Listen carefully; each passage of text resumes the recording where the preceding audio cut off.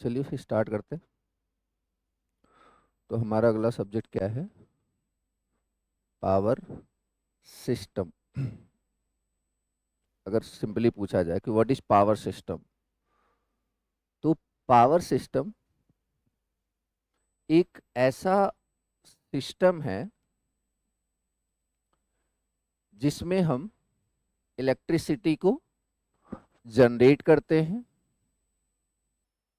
Transmit करते हैं, distribute करते हैं, और वो डिस्ट्रीब्यूशन बेसिकली कहाँ यूज होता है? To the consumer for the consumptions. अब वो कंज्यूमर डोमेस्टिक लेवल पे आप हो सकते हो, और वो कंज्यूमर इंडस्ट्री लेवल पे कोई इंडस्ट्री हो सकती है। ठीक है क्या? तो बेसिकली पावर सिस्टम है क्या? तो पावर सिस्टम एक ऐसा सिस्टम है which is design to generate, transmit, distribute and consume power. मतलब इलेक्ट्रिसिटी जनरेट कराने से लेकर के with the help of power plant, electricity generate कराने से लेकर के with the help of power plant, ये डोमेस्टिक में कंज्यूमर तक इलेक्ट्रिसिटी पहुंचाने का जो पूरा एक तरीके से सिस्टम है जिसके थ्रू ये आ रहा है, उस सब किसके अंडर में आ जाता है? पावर सिस्टम के अंतर्गत। ठीक है क्या? पावर सिस्टम के अंतर्गत आ जाता है। अब यहाँ पे आप देख सकते हो, मतलब पावर सिस्टम में मेनली देखा जाए तो हमें बेसिकली करना क्या है? हमें पढ़ना है जनरेशन के बारे में, हमें पढ़ना है ट्रांसमिशन के बारे में, हमें पढ़ना है डिस्ट्रीब्यूशन के बारे में। ठीक है? और एज अ कंजप्शन, अगर कंजप्शन लेवल पे जाएं तो बेसिकली देखा जाए तो हमारे जो छोटे छोटे लोड्स हैं वो हम यूटिलाइजेशन में पढ़ लेते हैं। जो सबसे इलेक्ट्रिसिटी का जो एक मेजर पोर्शन कंजप्शन किया जाता है, वो किया जाता है इंडक्शन मोटर के द्वारा। ठीक है? इंडस्ट्री लेवल पे भी और हमारे घरों में भी। तो वो भी क्या है? As a load.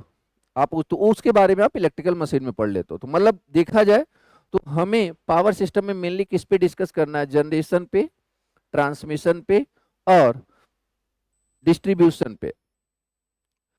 अब सिर्फ इलेक्ट्रिसिटी जनरेट कर लेना इज नॉट सफिशिएंट, क्योंकि इन सब सारे प्रोसेस में कहीं ना कहीं ह्यूमन बीइंग इन्वॉल्व होंगे, तो उनके प्रोटेक्शन का भी ध्यान रखना पड़ेगा।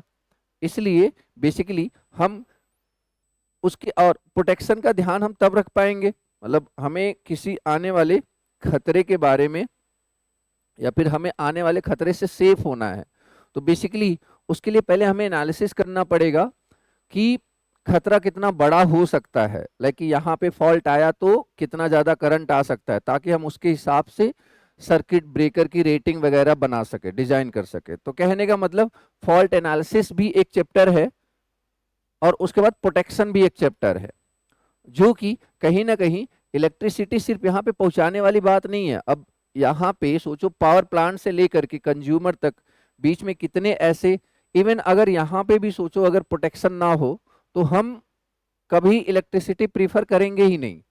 अब रिस्क है, पूरी लाइफ पे ही रिस्क है, तो कौन यूज करेगा?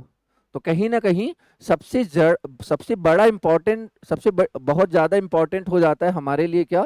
प्रोटेक्शन। ठीक है क्या? तो यही है हमारा पूरा पावर सिस्टम, जिसमें हम इलेक्ट्रिसिटी को जनरेट कराएंगे, ट्रांसमिट कराएंगे, डिस्ट्रीब्यूट कराएंगे, साथ साथ में उस इलेक्ट्रिसिटी से किसी को ज्यादा दिक्कत ना हो, किसी तरीके से परेशानी ना आए कि झटका लग गया, डेथ हो गई एंड ऑल। तो उसके लिए हमें कहीं ना कहीं सिस्टम के प्रोटेक्शन के बारे में भी सोचना होगा, और प्रोटेक्शन करने के लिए हमें फॉल्ट एनालिसिस भी करनी पड़ेगी। इसके अलावा ये तो चलो दो लोगों की प्रोटेक्शन की बात हो रही है, एक तो मान लो हमारे हमारे प्रोटेक्शन के लिए चलो प्रोटेक्टिव इक्विपमेंट लगा दिए जाएंगे, बट जब बात आएगी कि ये जो सिस्टम है, ये जो अल्टरनेटर है, इसकी भी प्रोटेक्शन करना पड़ेगा, क्योंकि इतने महंगे महंगे सब इंस्ट्रूमेंट्स हैं, तो इनकी भी प्रोटेक्शन का बहुत खास ध्यान रखना पड़ता है। तो उसके लिए हमें एक चैप्टर पढ़ते हैं स्टेबिलिटी, पावर सिस्टम स्टेबिलिटी, जहां पे हमें ये पता चलता है कि ये मैक्सिमम कितना लोड डिलीवर कर सकता है विदाउट बीइंग अनस्टेबल। तो ये सारी चीजें हम कहाँ पढ़ते हैं? पावर सिस्टम में, या फिर जो भी पावर सिस्टम में इस जनरेशन, इस पूरे फिनोमिना में, जनरेशन, ट्रांसमिशन, डिस्ट्रीब्यूशन में जो भी, इस पूरे फिनोमिना में जो भी प्रॉब्लम आएगी उसको हम दूर करेंगे, और उसके बारे में हम कहाँ पढ़ेंगे, या फिर उसको दूर करने के लिए जो भी प्रोसेस है या जो भी मेथड, उसके बारे में हम कहाँ पढ़ेंगे, तो पावर सिस्टम में पढ़ेंगे। That is the basic introduction about this subject. Clear है क्या? ठीक है। अब सर अगर सिलेबस के हिसाब से बात करें कि सिलेबस के पॉइंट ऑफ व्यू से क्या क्या है, तो अभी ये सब चीजें आप लिखो मत, बस आप समझो, ठीक है? जब लिखना होगा मैं बता दूंगा आपको। तो जैसे कि मैंने क्या बोला आपसे कि अगर देखा जाए कि पढ़ना क्या क्या है, तो सबसे पहले मैंने क्या बोला था, जनरेशन। अब जनरेशन में डिफरेंट डिफरेंट पावर प्लांट्स हैं, like hydro power plant, thermal power plant, nuclear power plant, ठीक है ना? उसके बाद उसी जनरेशन का एक बहुत मेजर पार्ट हो जाता है अल्टरनेटर, ठीक है? और उसके बाद एक और चैप्टर है जनरेशन को इकोनॉमिक बनाने के लिए, एक पूरा चैप्टर पढ़ना पड़ता है, उसे बोलता है इकोनॉमिक लोड डिस्पैच, कि सिर्फ इलेक्ट्रिसिटी जनरेट ही नहीं करना है, उससे हमें प्रॉफिट भी लेना है। तो उसके लिए भी एक चैप्टर डिजाइंड है इस सब्जेक्ट में, ठीक है क्या? That is about generation. अगर ट्रांसमिशन में बात करें तो ट्रांसमिशन लाइन, पूरी जो ट्रांसमिशन लाइन आप देख रहे हो, ट्रांसमिशन लाइन भी दो टाइप के होते हैं, एक ओवरहेड होता है, एक अंडरग्राउंड होता है। मतलब जो हाई वोल्टेज पे ट्रांसमिट करना है तो ऊपर ऊपर से करते हैं, लो वोल्टेज पे अपन को ट्रांसमिट कर सकते हैं, या फिर जहां पे ज्यादा डेंस एरिया होएगी वहां पे हमें किसकी हेल्प लेनी पड़ेगी, तो अंडरग्राउंड की हेल्प लेनी पड़ेगी, ठीक है? इलेक्ट्रिसिटी तार बिछाने के लिए, ठीक है क्या? इसके अलावा अब अगर ओवर हेड लो चाहे अंडरग्राउंड लो, अब उस वायर के संपर्क में कोई ना आए या फिर उससे झटका ना लगे, इसलिए हम बेसिकली प्रोटेक्शन का ध्यान रखते हैं। उसके लिए हम क्या लगाते हैं, बेसिकली इंसुलेटर लगाते हैं। अब जो वायर है, ठीक है, हमने इंसुलेटर लगाया हुआ है, बट वो इंसुलेटर लगाते हैं मेनली अंडरग्राउंड में, केबल के ऊपर। बट जो ऊपर होता है ओवरहेड, उसके ऊपर कोई इंसुलेशन नहीं होती है, तो वो अगर गलती से आप मान लो ज्यादा ऊपर तक नहीं रखोगे तो किसी को प्रॉब्लम हो सकती है, या फिर कैपेसिटेंस बन सकता है, या फिर चार्जिंग करंट आ सकती है। तो उन सब से बचाना है तो बेसिकली आपको उसको ऊपर रखना पड़ेगा। तो ऊपर रखने के लिए बेसिकली हम क्या यूज करते हैं, टावर यूज करते हैं, कि जितना ज्यादा वोल्टेज उतना ज्यादा height basically from the ground, ठीक है क्या? इसके अलावा अब जब बात करते हैं हम ट्रांसमिट की, जब हम बात करते हैं ट्रांसमिशन की, तो वहां पे हमें इस बात का ध्यान रखना होता है कि ऐसा ना हो कि सारी की सारी इलेक्ट्रिसिटी खत्म हो जाए या फिर लॉसेज में चली जाए। कहाँ पे? ट्रांसमिशन में ही। सारी की सारी इलेक्ट्रिसिटी ट्रांसमिशन के लॉसेज में ही ना चली जाए, इसलिए हम वहां पे हाई वोल्टेज पे ट्रांसमिट करते हैं, ठीक है क्या? हाई वोल्टेज लो करंट पे ट्रांसमिशन करते हैं। अब हाई वोल्टेज लो करंट पे ट्रांसमिट करने के लिए, क्योंकि आपका जो वोल्टेज जनरेशन हुआ था वो मैक्सिमम 18 केबी के आसपास तक होता है, बट आपको ट्रांसमिट कराना 400 केबी, तो उसके लिए फिर वोल्टेज को बढ़ाना पड़ेगा। तो वोल्टेज बढ़ाने के लिए हम स्टेप अप ट्रांसफार्मर यूज करते हैं। ट्रांसमिट करने की बात कर रहा हूं मैं, कितनी दूर दूर से 300-400 किलोमीटर, हजार किलोमीटर तक हम with the help of tower electricity को ले जा रहे होते हैं। तो उतनी दूर ज्यादा लॉसेज ना हो, इसके लिए हम बेसिकली क्या करते हैं, पहले हम स्टेप अप कर लेते हैं ताकि लॉसेज कम हो जाए। सारी बातें करेंगे अपन ना। तो ये सब चीजें हैं ट्रांसमिशन के पोर्शन में आ जाती हैं। फिर जब आप डिस्ट्रीब्यूशन करने जाते हो तो डिस्ट्रीब्यूशन के लिए ट्रांसमिशन के लिए पावर ट्रांसफार्मर यूज होता है, और डिस्ट्रीब्यूशन के लिए डिस्ट्रीब्यूशन ट्रांसफार्मर होता है। Sir what is the basic difference between power transformer and distribution transformer? तो एक्चुअली पावर ट्रांसफार्मर जो डिजाइन किया जाता है वो डिजाइन किया जाता है फुल लोड पे चलने के लिए, और जो डिस्ट्रीब्यूशन ट्रांसफार्मर होता है actually that is design to operate at between 50 to 70%, क्योंकि पता है कि कंज्यूमर उतने पे ही चलाएगा, ठीक है क्या? तो this is the basic difference. बाकी तो कंस्ट्रक्शन में भी थोड़ा बहुत डिफरेंस होता है। खैर, इसके अलावा कंजप्शन में तो चलो load, induction motor, industry, domestic, इस सब लेवल पे क्या होता है, हमारा इलेक्ट्रिसिटी का कंजप्शन होता है। तो बेसिकली मैं पावर सिस्टम स्टार्ट करने से पहले मैं आपको एग्जैक्टली बता देना चाहता हूं कि हम ये पढ़ क्यों रहे हैं, ठीक है क्या? ये सबसे इंपॉर्टेंट होता है, किसी भी सब्जेक्ट में आपका इंटरेस्ट डेवलप होगा या नहीं होगा, ये सबसे ज्यादा इंपॉर्टेंट होता है कि आप उस सब्जेक्ट को प्रैक्टिकली फील कर पा रहे हो, देख पा रहे हो या नहीं देख पा रहे हो। ठीक है ना।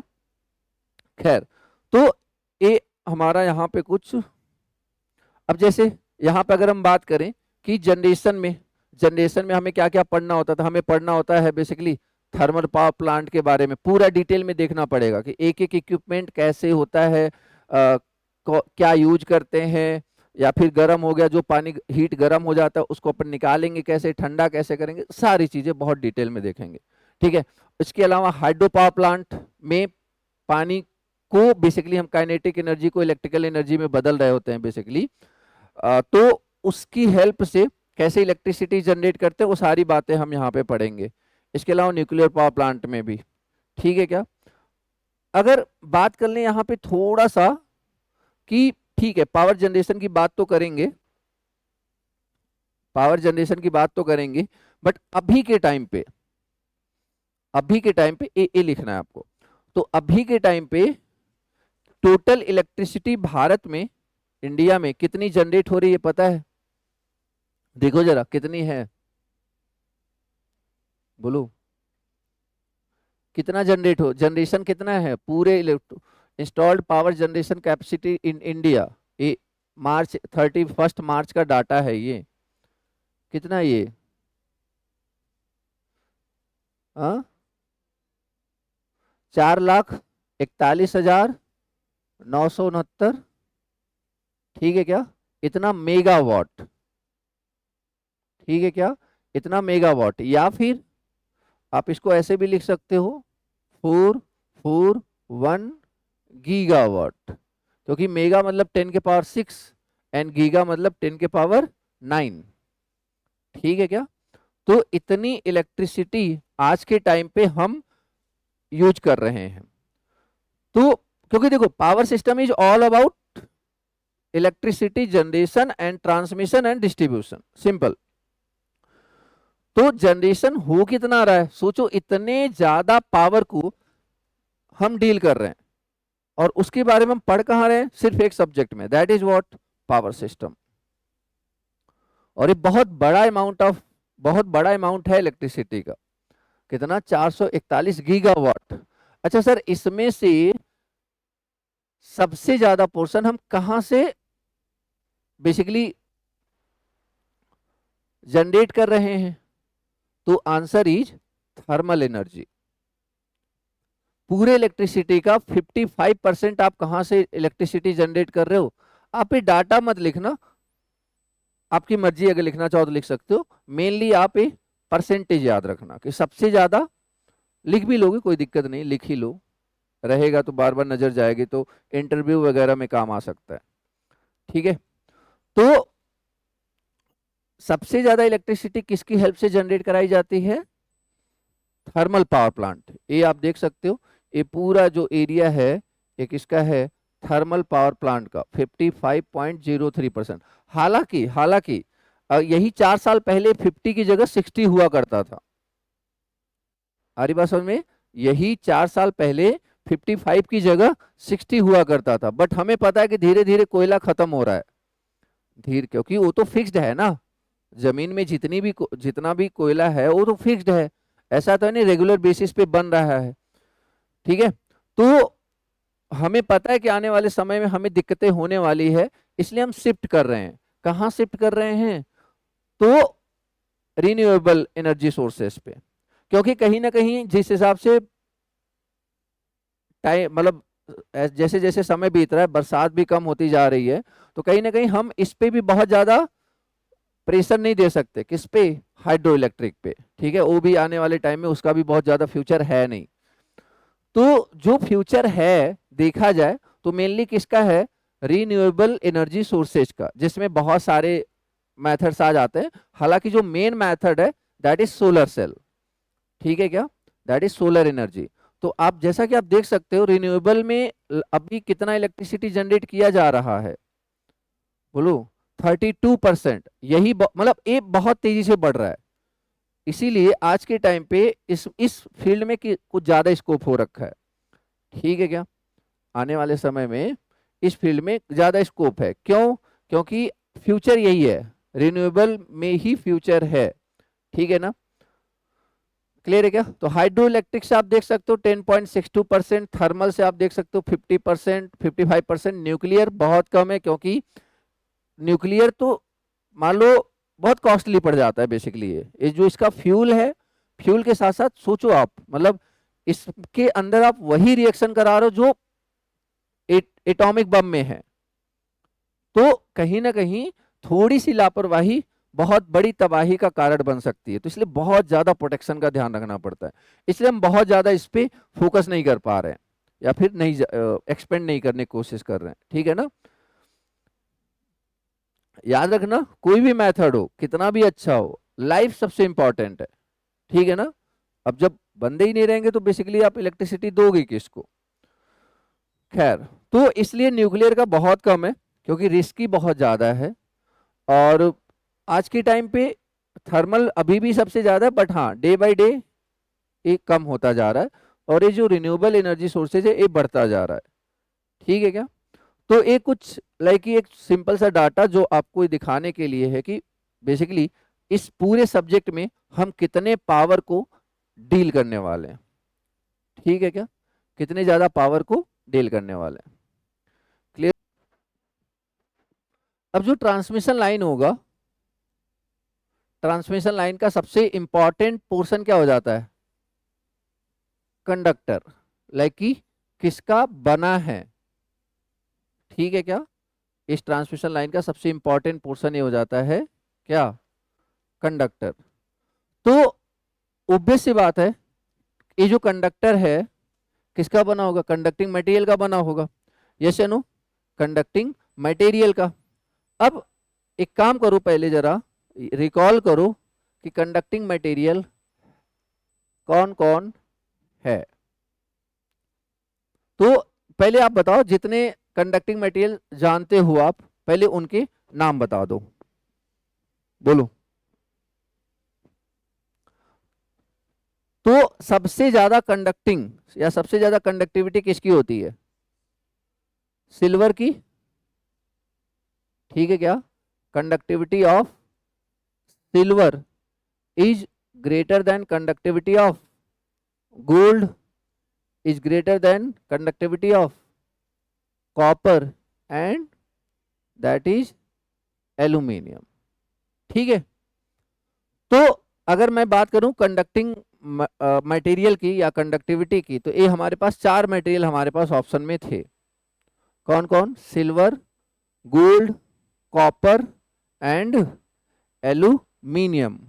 ठीक है, कंडक्टिविटी के पॉइंट ऑफ व्यू से बात करें तो कंडक्टिविटी, अगर कंडक्टिविटी का ऑर्डर ए है, तो कहीं ना कहीं for the same material, for the same cross sectional area, sorry for the same cross sectional area, जो रेजिस्टेंस है उसका ऑर्डर जस्ट रिवर्स हो जाएगा। इसका ऑर्डर जस्ट रिवर्स हो जाएगा। ओके, अब यहां पे अगर हम ध्यान रख दें कि ए सिल्वर और ए गोल्ड कहीं ना कहीं ये हमारी औकात से बाहर है। ठीक है ना, मतलब हम चाह के भी इनको एज अ कंडक्टर या इन ट्रांसमिशन लाइन यूज नहीं कर सकते। जैसे नो, ठीक है, तो क्या रीजन है क्यों नहीं यूज कर पा रहे? तो that is economic reason. Due to economic reason we can not consider what? बोलो बोलो, सिल्वर एंड गोल्ड। ठीक है, तो यहां पे अब लड़ाई सिर्फ दो में बची। कौन कौन? कॉपर और एल्यूमिनियम में। ठीक है, कॉपर और एल्यूमिनियम में सिर्फ दो में लड़ाई बची। अभी मैं कंडक्टर के बारे में इंट्रोड्यूस कर रहा हूं जस्ट, इसके बाद एक पूरा लेक्चर ही लगेगा जिसमें हम पढ़ेंगे types of conductor, like solid होता है, स्ट्रैंडेड होता है, हॉलो कंडक्टर होता है, ठीक है ना, वो पूरा एक लेक्चर ही होगा, वो अलग होगा। अभी मैं सिर्फ मटेरियल के बारे में बात करना चाह रहा हूं, ठीक है। अब ए दो, इनके बीच में लड़ाई खत्म हो चुकी है, मतलब एक तरीके से ए हम अफोर्ड ही नहीं कर सकते, तो इनके बारे में क्यों बात करना। तो अब ये दो बचे। तो जो पहला पॉइंट था, पहली जगह पहला मतलब अब कुछ कुछ पैरामीटर्स पे बात करेंगे, मतलब हम कंपैरिजन करेंगे किसमें कॉपर और एल्यूमिनियम में। तो कंडक्टिविटी किसकी ज्यादा है, कॉपर की। तो इस मामले में हमें लगा कि क्या यूज करना चाहिए, कॉपर यूज करना चाहिए। बट तो पहला पॉइंट था क्या, कंडक्टिविटी, ठीक है, कंडक्टिविटी। तो वो आपको दिख गई किसमें ज्यादा, कॉपर में, ठीक है। बट अब दूसरे पॉइंट पे आ जाते हैं। दूसरा पॉइंट जो सबसे इंपॉर्टेंट, दैट इज कॉस्ट। अब cost of, actually cost of aluminium is less than cost of, बोलो यार, कॉपर। तो इसमें देखा जाए, इसमें कहीं ना कहीं जंग इसने जीती थी, बट इस मामले में बेसिकली जंग किसने जीती, इसने, ठीक है क्या, एक मिनट, ठीक है। ये आपका दूसरा पॉइंट हो गया। उसके बाद दूसरा पॉइंट, तीसरा पॉइंट, अब आपको उतना ऊपर ले जाके टांगना है, और अगर वेट ज्यादा हुआ तो क्या ज्यादा आएगा, सैग ज्यादा आएगा। अगर वेट ज्यादा हुआ तो मान लो ये दो टावर हैं, अब यार एकदम सीधा थोड़ी कर दोगे आप, ये तो आएगा ही, सैग तो आएगा ही आएगा। व्हाट इज सैग, तो ये डिस्टेंस जो है ना, यही होता है सैग। सैग शुड बी लो और हाई, लो, लो, इसका लाइक दिस ना। तो सैग ए वाली वैल्यू क्या होनी चाहिए, कम होनी चाहिए।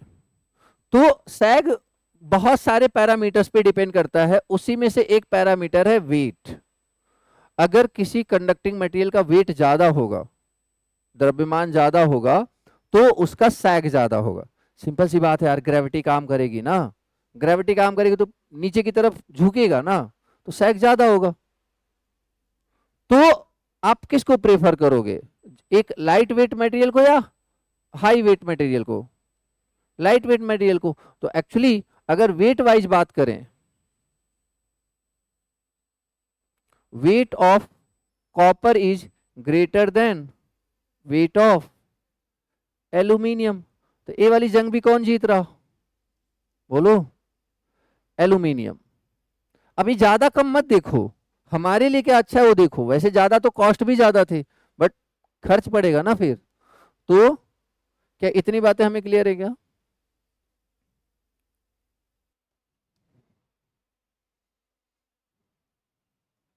बोलो सैग किसका ज्यादा, बोलो बोलो, सैग कॉपर का ज्यादा। मैं फिर से बोला हूं, ज्यादा या कम मत देखना, ये देखना कि आपके लिए क्या सही है, ठीक है। तो सैग शुड बी हाई या लो, लो, ठीक है ना, सैग शुड बी लो। और अगर बात करें अवेलेबिलिटी की,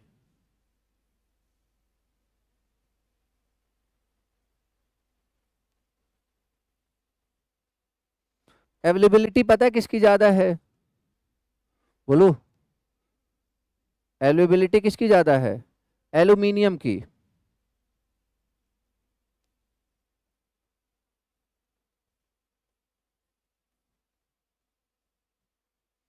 अवेलेबिलिटी किसकी ज्यादा है, एल्यूमिनियम की।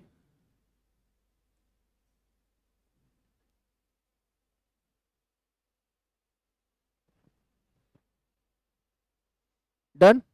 इसके अलावा और क्या पॉइंट हो सकता है, ऑक्सीडेशन, ऑक्सीडेशन कॉपर की ज्यादा होती है इन कंपैरिजन टू एल्यूमिनियम। तो इस मामले में भी कौन बेटर है? एल्यूमिनियम। ऑक्सीडेशन से क्या मतलब है यहाँ पे? कोरोसिव। कोरोसिव। तो which one is less corrosive? Aluminium is less corrosive. ठीक है क्या?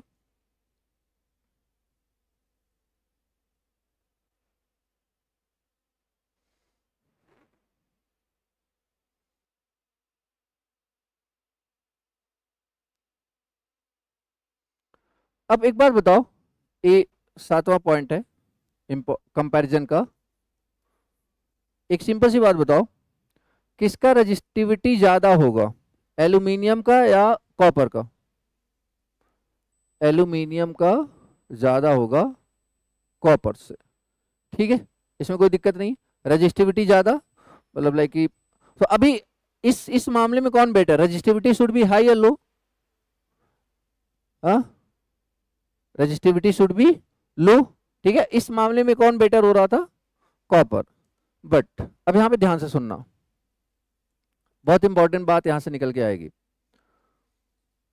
मान लो मैंने वायर लिए दो वायर लिए सेम रेजिस्टेंस के, एल्यूमिनियम और कॉपर सेम। ठीक है क्या? सेम मतलब रेजिस्टेंस सेम है और लेंथ सेम है। ठीक है क्या? लेट दो वायर हैं, मतलब दो वायर हैं, एक बना होगा एल्यूमिनियम का, एक बना होगा कॉपर का। और मैंने क्या किया, लेंथ सेम ले लिया। लेंथ क्या ले लिया? सेम। और दूसरा, रेजिस्टेंस की वैल्यू भी क्या है? सेम। कंपैरिजन करने के पर्पस से कि 5 मीटर का वायर एल्यूमिनियम का लिया और 5 मीटर का वायर कॉपर का लिया। ठीक है, और रेजिस्टेंस सेम रखा है। मैं नहीं बोला क्रॉस सेक्शनल एरिया सेम रखा है, मैं भी क्या बोल रहा हूँ, रेजिस्टेंस सेम रखा है। मतलब दो टर्मिनल पे यहाँ पे चेक किया तो उसका भी 10 ओम आ रहा था और दूसरे का भी 10 ओम आ रहा था। ठीक है, तो ये देखो, इसी कंडीशन के करस्पॉन्डिंग, रेजिस्टेंस सेम के करस्पॉन्डिंग मैंने ये लाइन लिख दी, कोई दिक्कत? अब आर का फॉर्मूला क्या होता है? Rho l upon a, rho of aluminium length upon area of aluminium. दूसरे पे बात करते हैं, resistivity of copper, length and area of copper. तो एक तो मैंने क्या बोला था कि रेजिस्टेंस सेम, दूसरा मैंने क्या बोला है, लेंथ सेम। ठीक है, कंपैरिजन करने के लिए कुछ क्वांटिटी तो सेम रखेंगे ना।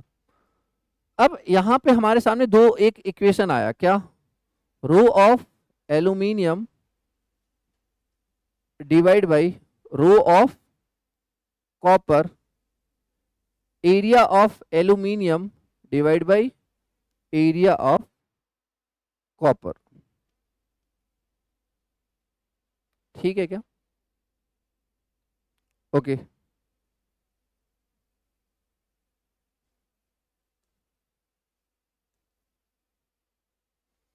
जहां कोई दिक्कत हो बता देना।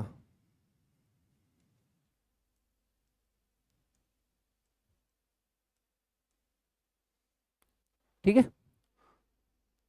अब एक बात बताओ कि एल्यूमिनियम, इसका मतलब क्या हुआ? अब यहां से कंक्लूजन देखो, आपने अभी थोड़ी देर पहले बोला क्या, एल्यूमिनियम की रेजिस्टिविटी इज ग्रेटर देन, बोलो यार, कॉपर की रेजिस्टिविटी। मतलब ए ज्यादा है। इट इज लाइक दैट कि 8/2 equal to 16/4। Yes no, it is like this कि 8/2 इक्वल टू 16/4। ऐसा क्यों लिखा? क्योंकि आपने बोला कि resistivity of aluminium is greater than resistivity of copper. तो एक बार बताओ, अगर कोई ये बोल रहा है कि यार 8 इज ग्रेटर देन 2, क्या मैं ये नहीं बोल सकता क्या 16 इज ग्रेटर देन 4? बोलो हाँ या ना, बोल सकता हूं ना मैं? अगर मैं बोल रहा है कि 8 is greater than 2, 8 is greater than 2, तो यार मैं ये भी तो बोल सकता हूँ ना area of aluminium is greater than area of copper. कोई दिक्कत? ठीक है, ओके। तो क्या बोला जाए, क्या यहाँ पे क्या देखा जाए कि cross sectional area of aluminium is greater than cross sectional area of copper. बोलो हाँ या ना, यहां तक सबको बात क्लियर है? Cross sectional area of aluminium is greater than, okay. अब यहां के पॉइंट ऑफ व्यू से अभी तक तुम्हें क्या लग रहा है कि ये जंग कौन जीत रहा है? सोच समझ के बोलो, कोई दिक्कत नहीं है। अभी तक आपको क्या लग रहा है, कौन जंग जीत रहा है ये है? रेजिस्टिविटी शुड बी हाई या लो? रेजिस्टिविटी शुड बी हाई या लो? बोलो यार, लो, तो उसके हिसाब से बेटर है ना। अब क्रॉस सेक्शनल एरिया किसका ज्यादा लग रहा है? एल्यूमिनियम का। तो बताओ ये अच्छा है खराब है? एल्यूमिनियम का क्रॉस सेक्शनल एरिया ज्यादा लग रहा है तो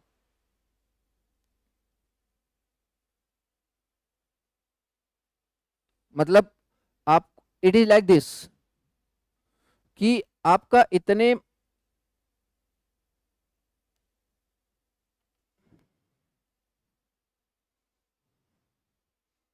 ऐसे समझो कि इतने वायर से करंट इस रेडियस के वायर से 10 एम्पियर करंट जा रहा है, और इसी 10 एम्पियर करंट को ले जाने के लिए मुझे इतना मोटा वायर यूज करना पड़ रहा है।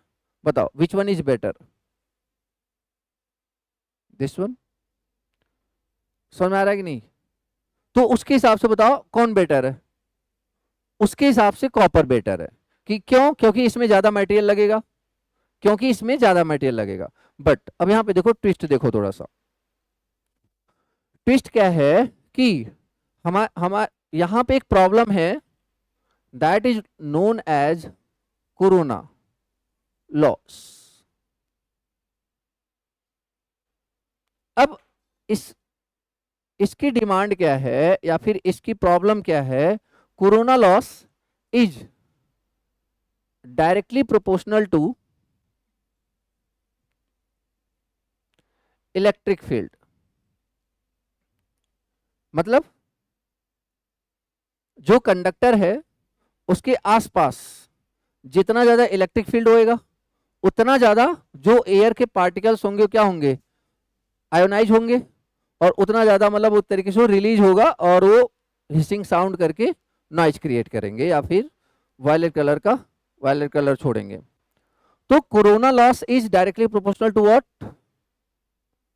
व्हाट? Electric field. देखते चलो, पावर सिस्टम की सबसे अच्छी बात यही लगती है कि यहाँ पे कोई बहुत बड़ा डेरिवेशन या बहुत बड़ा डाटा नहीं होता। यहाँ पे सारी चीजें ना बहुत छोटे छोटे तरीके से ना इंटरलिंक्ड होती हैं। मतलब अगर आपका इंटरेस्ट एक बार डेवलप हो गया, पावर सिस्टम बहुत आसान हो जाएगा आपके लिए। इवन मैं इसे मशीन से भी बहुत आसान मानता हूँ। ठीक है ना? बस वही बात है कि जिस तरीके से आपको यहाँ पे कराया जा रहा है ना, वो आपको देखना पड़ेगा कि लाइक कैसे इंटर रिलेट किया जा रहा है। कुछ भी मैं यहाँ पे बहुत थोड़ी सी चीजें मैं आपको बोलूंगा याद करने के लिए। खैर, तो corona loss is directly proportional to what? Electric field.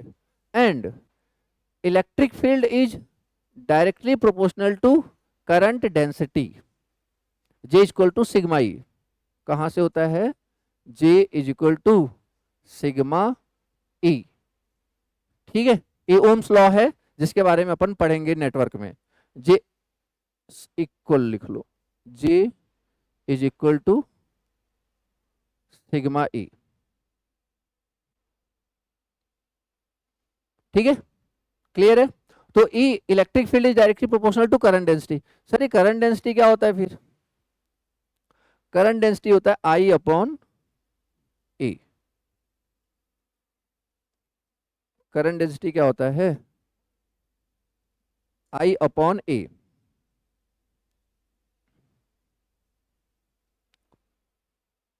अब यहां पे आ जाओ, देखो जरा एक बात बताओ, एरिया जिसका ज्यादा होगा, ध्यान से सुनना इस बात को, सुन लो फिर लिखना, एरिया जिसका ज्यादा होगा for the same amount of current, उसमें इलेक्ट्रिक फील्ड इंटेंसिटी क्या होगी, कम। इलेक्ट्रिक फील्ड इंटेंसिटी कम होएगी तो इसका मतलब उसमें कौन सा लॉस कम होएगा, corona loss will be less. बोलो हाँ या ना। तो इसका मतलब क्या हुआ, अब बताओ एरिया किसका ज्यादा है, एल्यूमिनियम का, इसका मतलब इसमें जो कोरोना लॉस होएगा, corona loss in aluminium is less than corona loss in copper.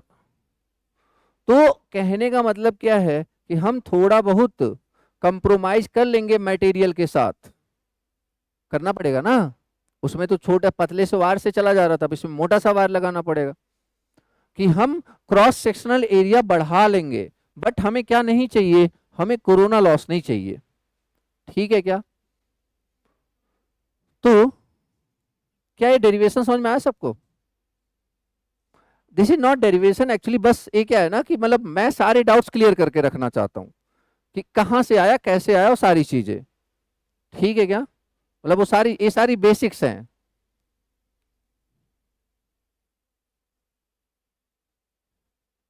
तो हर एक पॉइंट जैसे जैसे लिखवाया जा रहा है समझ के उसी तरीके से लिखना है आपने।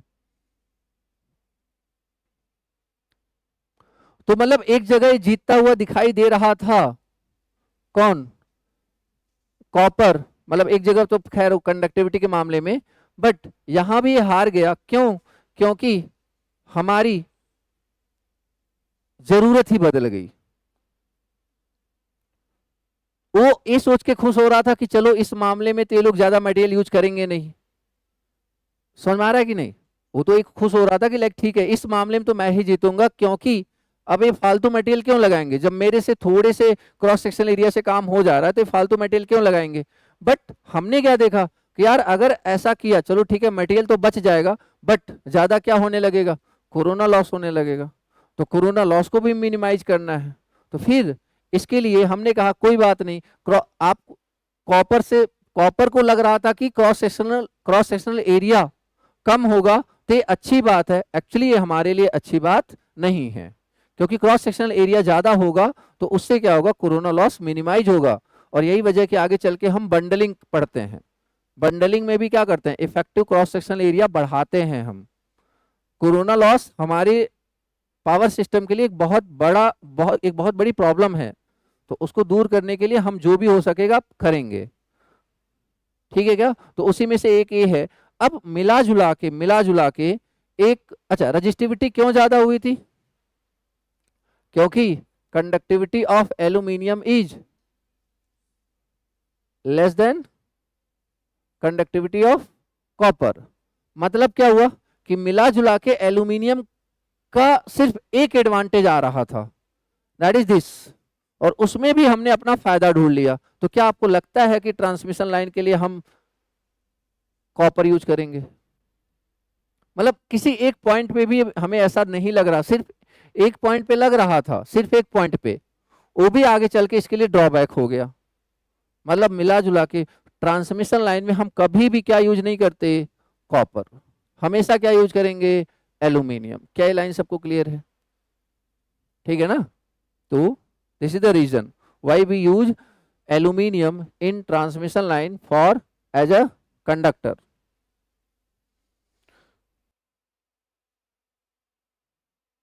ट्रांसमिशन लाइन की 3 रेटिंग होने वाली है, क्या क्या, जब भी हम डिजाइन करेंगे हम 3 रेटिंग पे ध्यान रखेंगे कि हमें किस वोल्टेज के लिए उसे डिजाइन करना है,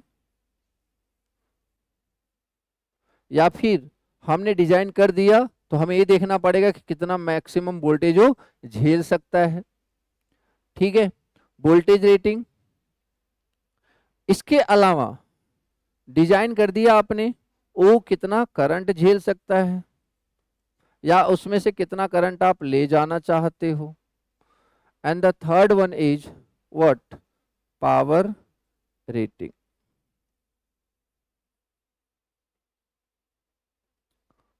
पावर रेटिंग। ठीक है, तो वोल्टेज रेटिंग, करंट रेटिंग और पावर रेटिंग। ठीक है, तो अब ट्रांसमिशन लाइन कभी भी सिंगल फेज में तो होगा नहीं, जब भी होगा किस में होएगा, थ्री फेज में। ठीक है, तो थ्री फेज में जो ये वोल्टेज रेटिंग होता है, थ्री फेज में जो ये वोल्टेज रेटिंग होता है, एक कौन सा वोल्टेज होता है, तो that is line to line RMS. ठीक है क्या, that is line to line RMS. ठीक है, ओके। उसके बाद वोल्टेज रेटिंग के बाद आपका दिया होता है, ये वोल्टेज रेटिंग दिया होता है, याद रखना, दिस इज गिवन। इसके अलावा पावर रेटिंग भी दिया होता है, गिवन। पावर रेटिंग क्या दिया होता है, कॉम अपरेंट पावर, क्या apparent apparent power. Apparent power का फॉर्मूला क्या होता है, 3 × V फेज I फेज। ठीक है, हालांकि यहाँ पे कंजुगेट भी होता है, 3 × V phase into I phase, या फिर √3, या फिर क्या होता है, √3 VL इंटू IL। तो दो अलग अलग ये पावर हैं, पावर रेटिंग और वोल्टेज रेटिंग। ठीक है, अब ए भी गिवन था, ए भी गिवन था, मतलब आप ये समझो ये लाइन लाइन वोल्टेज गिवन था और वहां पे पावर गिवन था। ठीक है क्या, अब यहां से आपको किसकी वैल्यू निकालनी है, इसकी वैल्यू निकालनी है, that is the current rating. तो बताओ जरा, what is current rating, what is current rating, I L क्या हो जाएगा, बोलो बोलो, यस अपॉन √3 इंटू VL, जो कि दिया नहीं होगा, आपको निकालना पड़ेगा। क्या ये बात सबको समझ में आई क्या, दिया मतलब लाइक ऐसे लिखेगा ना, ट्रांसमिशन लाइन जो रेटिंग है 220 kV एंड 50 MVA, ऐसे लिखेगा। जब भी क्वेश्चन आएंगे ना इस तरीके से लिखेगा। तो इसमें कौन कौन से रेटिंग है, एक तो वोल्टेज रेटिंग और एक पावर रेटिंग। क्या नहीं दिया है, करंट रेटिंग, तो क्या हम निकाल नहीं सकते, क्या निकाल सकते हैं। देखो ये फॉर्मूला लगाया मैंने आपके सामने,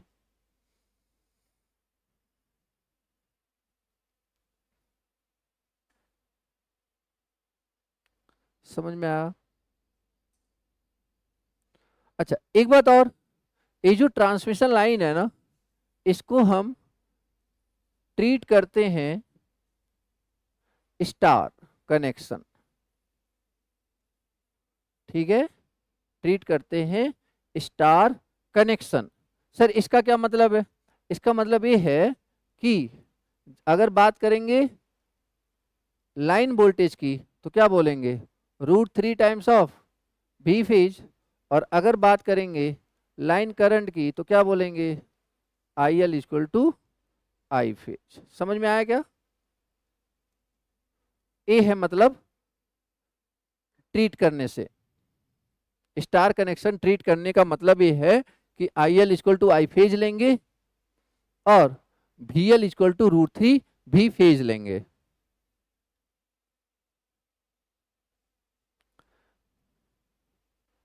क्या इतनी बात सबको समझ में आ गई, ठीक है।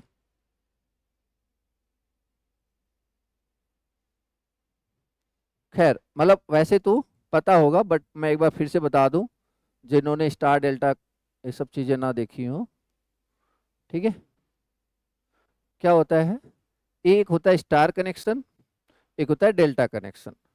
ठीक है, तो यहाँ पे क्या है कि ये जो VBR देख रहे हो ना, इसको बोलते हैं line to line voltage, line to line voltage. और ये जो वी आर देख रहे हो ना, इसको बोलते हैं फेज वोल्टेज। ठीक है। And what is the relation between them for star connection? तो V L is equal to √3 we phase, या फिर V phase is equal to V L upon √3। ठीक है क्या? क्योंकि ये चीजें बार बार आएंगी, तो मैं, जिसको नहीं पता है याद जान लो। अब इसमें से जो करंट आई आर है ना, ये जो आई आर करंट आप देख रहे हो, इसको क्या बोलते हैं? Line current. और यहां से जो करंट निकलता है उसको क्या बोलते हैं? Phase current. तो हम साफ साफ देख पा रहे हैं क्या, कि phase is equal to line,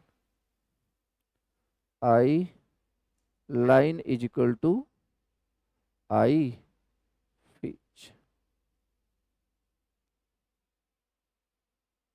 ठीक है क्या? और इधर आ जाए, सिंपल सी चीज, डेल्टा कनेक्शन। तो अगेन यहां पे देखो, this is what, line voltage. और यहाँ पे ये जो लाइन वोल्टेज है, ये भी क्या है? Line voltage. ये भी लाइन वोल्टेज, ये भी लाइन वोल्टेज। तो कहने का मतलब ये है कि for delta connection, line is equal two phase voltage. अच्छा, ये बात रखना, इस जो भी लाइन है, लाइन या फेज है, सब क्या है? RMS value, not maximum. और यहाँ पे I l is equal to √3 I phase. ठीक है।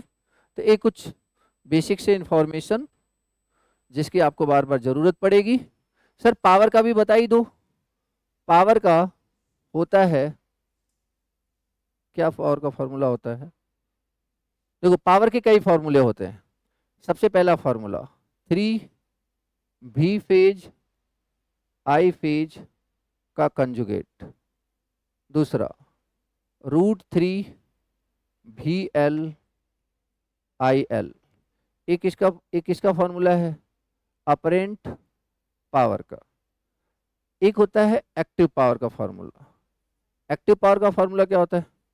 3 we phase I phase cos of phi √3 v l I l cos of phi. ठीक है क्या? एक इसका फॉर्मूला हो गया, ये हो गया आपका एक्टिव पावर का फॉर्मूला। और एक होता है रिएक्टिव पावर। क्या होता है रिएक्टिव पावर का formula? 3 × v phase I phase sine phi, या फिर √3 v l I l sine phi. ठीक है। नेटवर्क में काफी क्वेश्चंस पूछे जाते हैं इस पे, मतलब ये हर एक सब्जेक्ट में यूज होता है। ठीक है क्या? तो that is what, this is apparent power, this is active power, and this is reactive power.